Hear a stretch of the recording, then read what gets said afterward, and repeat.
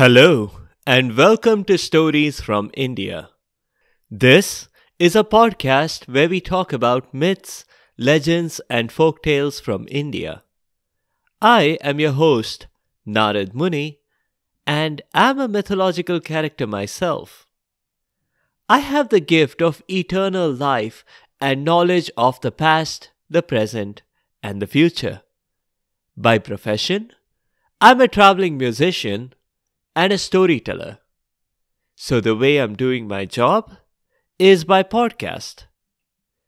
This week, we are doing two folk tales from Uttarakhand by special request. A couple of you listeners have asked for stories from this northern Indian state. So here we are. The two stories prominently feature birds. But other than that, there is no link between them. The first one features a bird trying to work hard to undo simple Darwinian natural selection. The bird was trying to guarantee that her children would not get scrambled, poached, or boiled.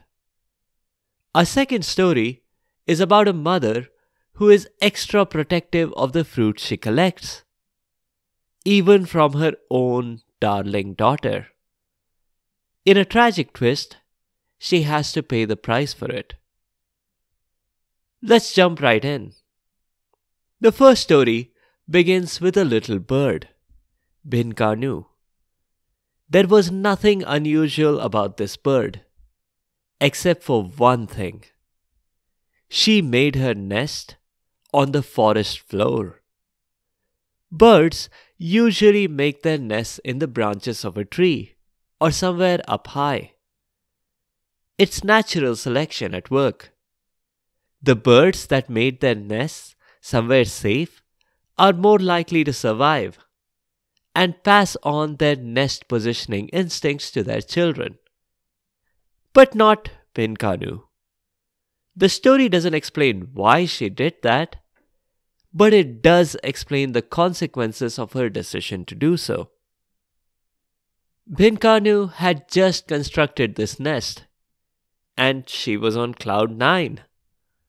Not literally, because the nest was on the ground, not up high. And because the bird had built this nest herself, she did not have to worry about a mortgage. It would have been better if she had purchased home insurance, though, especially after she laid eggs. There were 3 eggs, all glistening in the morning sunlight. They were already spotless, but she proudly polished them anyway. Then, she tucked them into these cute little blankets, each in their own little crib. She took some selfies with the eggs for her social media followers, though there was no noticeable difference between the eggs from one day to the next. When she had ticked that off of her daily checklist, she flew off looking for worms.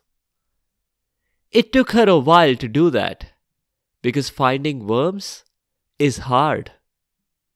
Natural selection at work again. The worms that had survived were more adapted to evading curious bird beaks poking into their homes. And these worms were not early risers, because they'd been eaten by all of the early birds. But Binkanu managed to pick off a few unlucky worms here and there. Having had her fill, she went home full of expectations. Maybe one of her eggs had hatched. She really thought she should get a baby monitor to alert her. Most nest service providers now offered an all-weather camera for her to remotely check if everything was okay. When she got home, she thought she could smell eggs. She wondered if it was her hunger that was prompting her to think that way, until she stopped, with a sudden shocking realization that she really did smell eggs. her eggs. They had not hatched. They were smashed.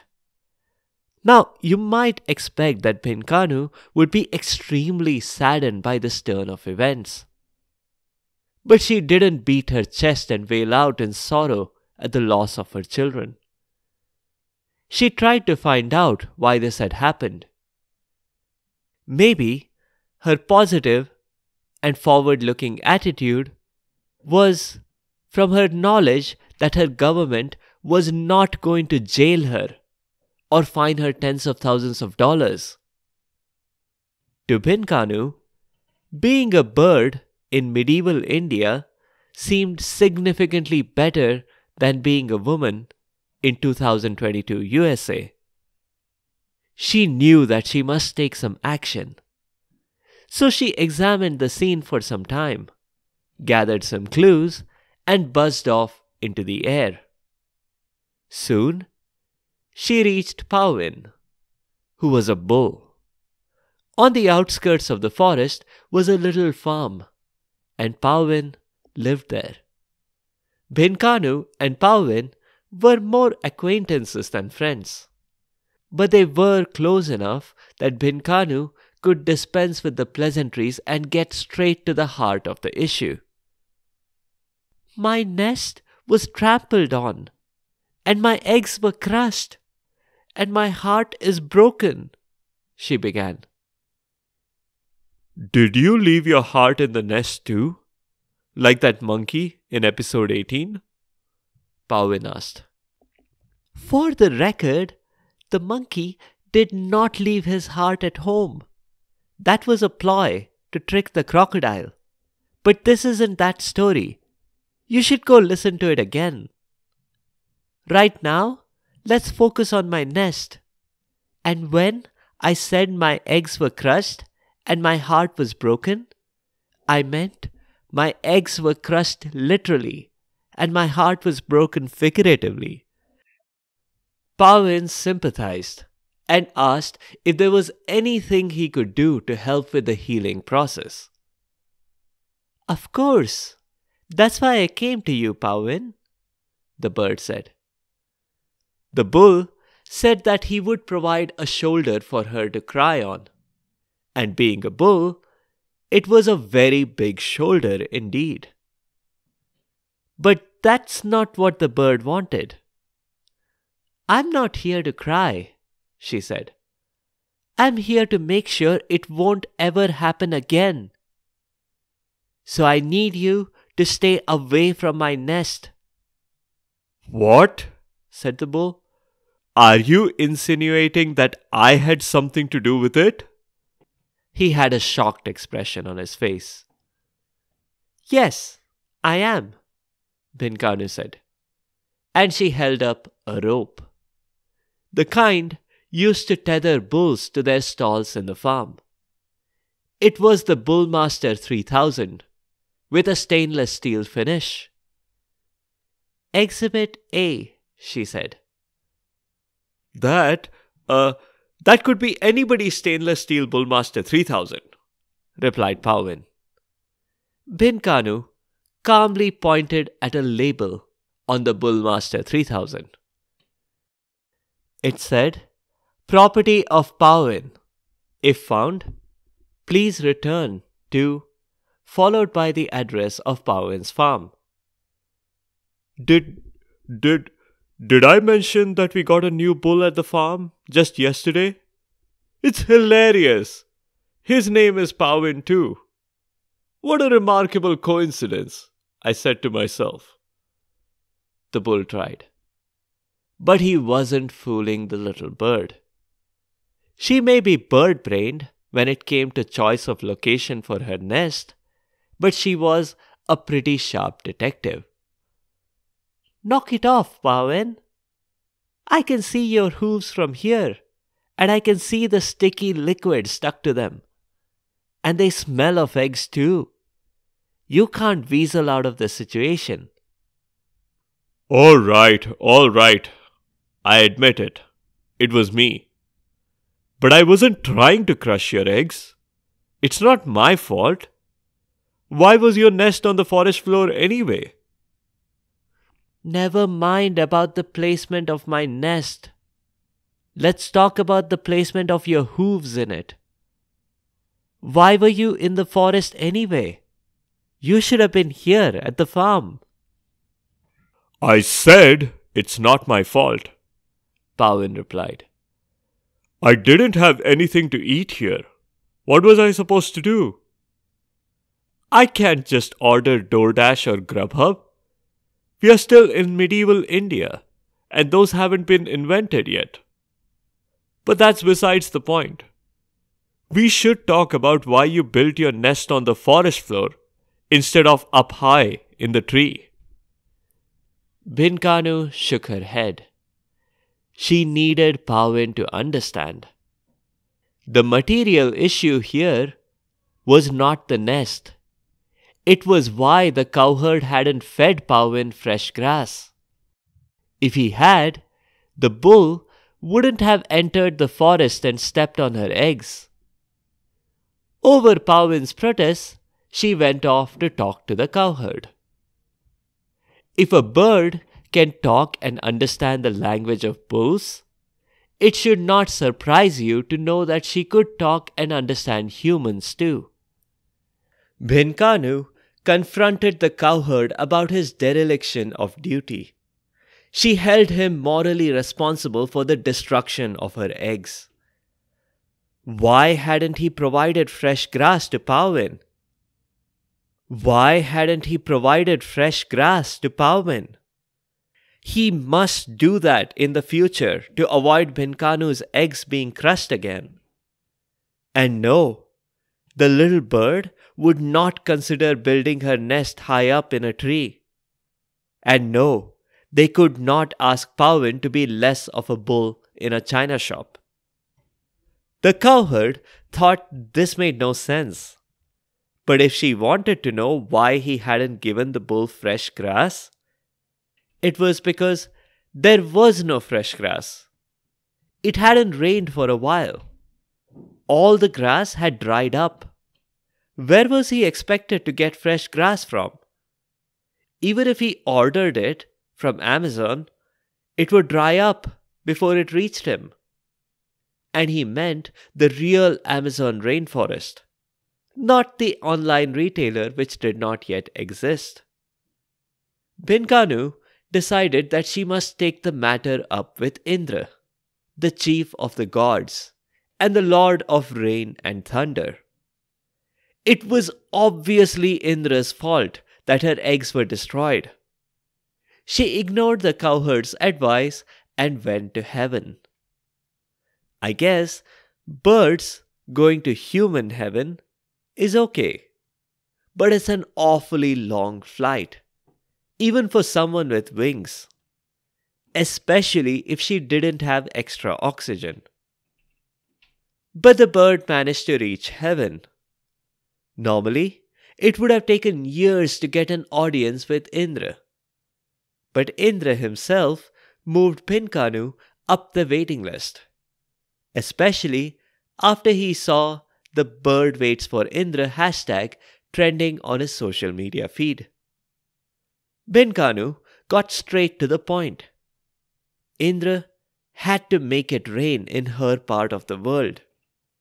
Otherwise, the grass wouldn't grow there, and the cowherd would not be able to feed Pawin, and the bull would trample on her eggs the next time. She was careful not to speak truth to power, like she had done with the cowherd and with Pawin. Indra had a bit of a reputation, like his Greek equivalent Zeus, and he might not listen to her if she began by accusing him of having destroyed her children. Indra explained that of course he wanted to help, to avoid such a terrible thing from happening again. But he had to let her in on a little secret. He couldn't just make it rain whenever. He could only direct rain where frogs croaked. And the frogs in and around Pawin's farm were not croaking anymore. Well, then you can guess what Bhinkanu did next. She visited the frogs and asked them why they had murdered her children by not croaking enough. "Not our fault," the frog said. "We can only croak if we are soaking wet." "So you have to be soaking wet in order to make everything around you wet?" asked Bhinkanu, skeptically. It was a paradox, the frogs admitted, but it was true. Nevertheless, the frogs felt there was an easier solution to all this. She could just build her nest up high in the branches of a tree instead of on the forest floor. But the bird was adamant. She could not deviate an inch from her way of doing things. It was up to the rest of the world to adjust. And finally, she had gotten to the point that she could solve this problem after all. She flew off to the nearest little pond that she could find. She filled her beak with water and emptied it on one of the littlest frogs. That frog welcomed the water with a loud croak, and that got the machinery cranking. Indra obliged and sent a bit of rain, proportionate to the croaking of a single frog. But that rain soon wet all of the other frogs, and within minutes it was pouring. The grass the next day looked lush green. I guess in folk tales these things turn around pretty quickly. The cowherd cut that lush green grass and fed it to Powin, who then did not have to venture into the forest again. Bhinkanu laid more eggs, of course, back again in the same forest floor location as before. But whether the eggs survived is a different story.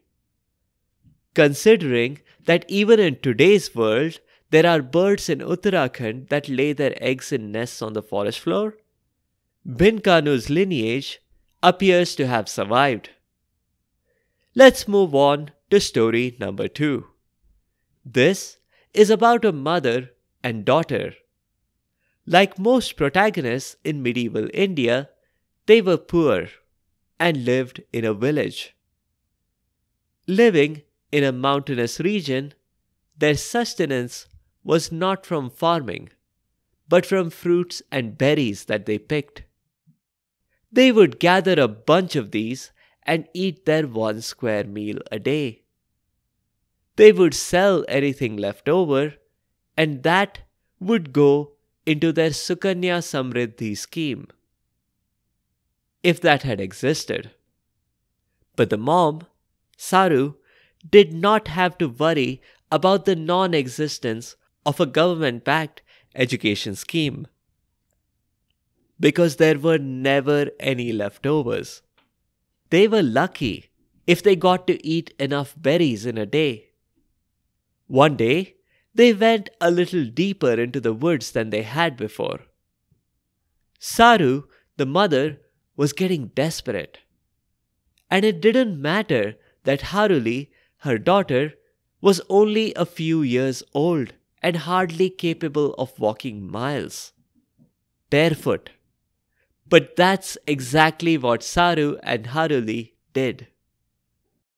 And on this day, when they went deeper into the woods, their willingness to go the extra mile was rewarded. They came across a tree they hadn't seen before. It had red berries. Saru decided to taste them. Haruli asked if she could get a bite too. But Saru thought that was not a good idea. You know what they say about putting on your own oxygen mask first? I have to try this fruit myself. Besides, if I let you try it, you'll want more. But, Mummy, there are lots of berries here. I can eat some and we can still take back a full basket, Haruli suggested. But Saru wouldn't listen. Less talking, more picking, she said. The basket was soon full, and Haruli still hadn't had a bite. Let's go home first, her mom urged. Well, someone should have called Child Protection Services on Saru at this point for recklessly endangering the welfare of her daughter. But such things did not exist back then. And things were about to get worse. They walked back and reached home while it was still warm in the afternoon. Haruli asked about the 100th time if she could have a bite. Just one tiny berry that was almost about to fall out of the side of the basket anyway. She didn't mind if it was one of the less ripe ones. But Saru again denied her this. She left the basket full of berries in the sun right outside their home. She went inside to enter the day's activities in her books for when the taxman came collecting. There were still some hours for dinner, and keeping her record books updated was going to take her some time. Just to be on the safe side, Saru asked Haruli to play outside, so the girl could shoo away any birds that might come to grab a bite from the open basket. Around an hour later, Saru emerged briefly from her record books to check how the berries were doing. And she discovered, to her shock, that the basket was practically half empty. She thundered at Haruli. "Why did you eat my berries? I mean, our berries!" Haruli was frightened of her mom's reaction. "I didn't," she tried meekly. But Saru wouldn't listen. "You didn't listen to me, did you?" she asked Haruli. "How could you do this? I'm going to punish you for this." At this point, the girl was panicking. She knew her mother could get really angry. And right now, that's what the situation was rapidly turning into. She didn't wait for Saru's anger to escalate. She ran off. That prompted Saru to chase after her. Haruli, the little girl who had been underfed most of her life, ran as fast as she could manage. But Saru was gaining on her. Right at the moment that Saru lashed out with her arms to grab her daughter, something happened that was wonderful and strange at the same time. Haruli changed into a bird. She flapped her wings rapidly and took off into the sky. Saru stopped, shocked at this turn of events. This must have been her imagination, she thought. Surely her daughter had been replaced at some point by a shape-shifting monster who had devoured half the berries. What had the monster done with Haruli? Or was it possible that there was no monster at all? Or even that Haruli had never existed? Had her daughter perhaps been an imaginary companion that Saru had created in her mind to cope with the psychological pressure of living alone in a cruel world? This was getting very confusing. The plot seemed to be like an M. Night Shyamalan movie.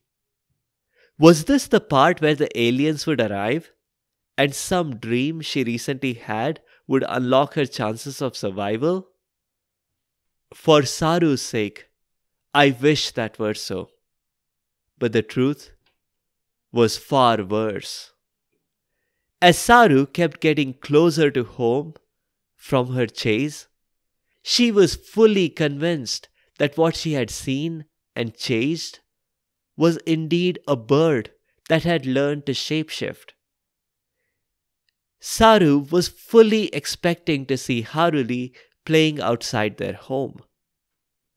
She would give her mother her usual playful and cheerful smile, despite the deep hunger she was definitely feeling. Maybe she would joke about it as well. But all that Saru saw outside her home was the doll Haruli had been playing with. Her favorite doll that she never parted with.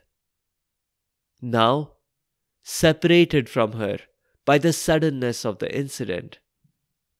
Her daughter was gone because of Saru's actions. Saru looked around, but there was no trace of Haruli. As it got later and cooler and the sun was close to setting, Saru walked to the basket. She gasped in astonishment at what she saw there. The basket was full of berries, just the way she remembered it being when they got home earlier today. That's when she realized what had happened. The warm afternoon sun had dried the berries and made them smaller in volume. But as the afternoon advanced into a cool, moist evening, things were back where they had started from. Haruli had been telling the truth after all. She hadn't even tasted a single berry. But Saru's reaction had done the damage. She had lost her baby girl forever. Saru wailed in sorrow, and for some reason, this changed her into a bird too. She took to the skies and was never seen or heard from again. Except some birds in the modern day make noises that remind locals of the story. There's a bird whose call sounds like it is in a hurry, as if still being chased by Saru. Another is aggressive, trying to catch up to something or someone. I do hope that with their transformation into birds, Saru and Haruli got to eat any berries and fruits from any tree they could. I'd like to think that they were safe. There are some birds of prey in Uttarakhand, but not enough to cause major survival risk for Saru and Haruli. That's where we'll end it this week. In the next episode, we'll do an Akbar Birbal story. It's been a while since we witnessed Birbal's wisdom, so that's what we'll cover next time. We'll learn how to grow wisdom in a pot, and we'll learn how to conduct a census of all the crows in the empire. If you have comments or suggestions, or if there are particular stories you would like to hear, please do let me know by leaving a comment or a review on the site sfipodcast.com or tweet at sfipodcast. You could also find me on Instagram and Facebook. Be sure to subscribe to the show to get notified automatically of new episodes. A big thank you to each and every one of you for your continued support and your feedback. The music is from purpleplanet.com. That's purple-planet.com. Thanks for listening, and I'll see you next time.